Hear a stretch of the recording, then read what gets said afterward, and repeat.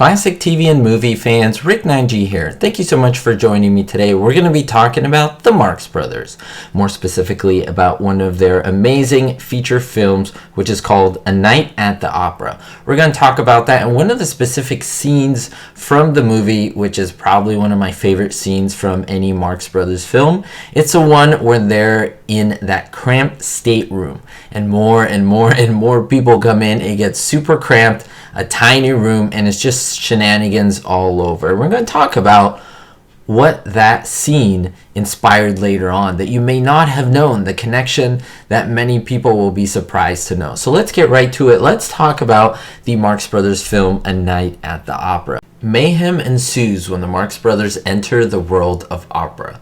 Otis B. Driftwood is helping Mrs. Claypole enter society and gets her to make a major donation to an opera company. Now, the opera company's managing director, his name is Mr. Gottlieb, he signs a leading tenor, Rodolfo Laspari, to sing in New York, and he in turn convinces his current co-star, Rosa, to come with him. But Rosa's in love with Ricardo, also a tenor, but he's mostly unknown, and he's only a member of the chorus. Now, Ricardo and his manager, they stow away aboard a ship carrying everyone else to New York. Now, when none of their plans work out, they ensure that the opera company's presentation of the opera that they're putting on is one the audience will never forget. We have the Marx Brothers with their shenanigans, having their wonderful witty dialogue, as well as that stateroom scene, which I believe is truly one of the best of all time. Is Groucho's small little room, and the stowaways, of course, Ricardo, we have Chico, we have as well Harpo, and Harpo's asleep the entire time while they're in the room. And they keep ordering food. They're just so hungry. So behind the cover of Groucho and him ordering food, they order so much stuff, and no matter what they say, at the end, Harpo always wants 2 more hard-boiled eggs. It's such a fantastic scene. Now, people make their way into the stateroom, including a manicurist, an engineer, an engineer's assistant. There's also a woman looking for her aunt, I believe, and even the waiters come in with all the food, like 5 or 6 waiters come in. Basically, everyone gets crammed in there, and it's just funnier and funnier to see everyone shuffle around each other, and it's just a fantastic scene. Now, that is so iconic because what I would say is a Marx Brothers film is essentially like a variety show or little skits and scenes pasted together in a movie. You could say 10, 15 scenes or so, and this is one of these scenes. Now, what did one of the most famous TV shows of all time, the beloved show Seinfeld, do? Well, Jerry Seinfeld was a huge fan of the Marx Brothers. In fact, he was also a big fan of Abbott and Costello.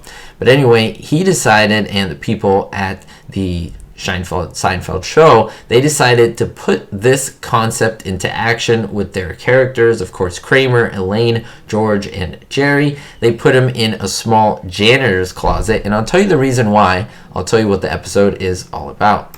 The episode itself is from season 8, it's episode 16. It's called The Pothole. George drops his Phil Rizzuto keychain in a pothole and goes to great lengths to dig it out. Now, Elaine moves into a janitor's closet. Why? Well, because she wants to get Chinese food delivered to her, and the only place for her to do that is in that janitor's closet, and she pretends that it's an apartment. Now, Jerry knocks his girlfriend's toothbrush accidentally into the toilet, and Kramer adopts a mile of highway. Well, finally, Newman's mail truck catches fire, and it's just such hilarity in that episode. Everything ties together so well, and it's truly a hilarious episode. Now, the scene where Elaine is inside the janitor's closet and waiting for food, Chinese food that is, to be delivered, is super great and harkens again to A Night at the Opera. Now, we have Jerry join her. We get then George and Kramer, and again, it's probably not as strong as A Night at the Opera because that is classic, and there's so many people in that room. It's so well done with everyone's doing something else, right? Like Harpo's asleep, Chico's doing something else. there's like the manicurist, but there's only 4 characters in there at one time, which is great. But again, it's not supposed to be a direct copy. What they're trying to do is just pay an homage to A Night at the Opera. But yes, this was very purposeful, and there was this tie, and it was essentially a celebration of what came before. Now, did you know about this connection? Let me know your thoughts down below. I really love to hear. I always like to bring this stuff to the forefront.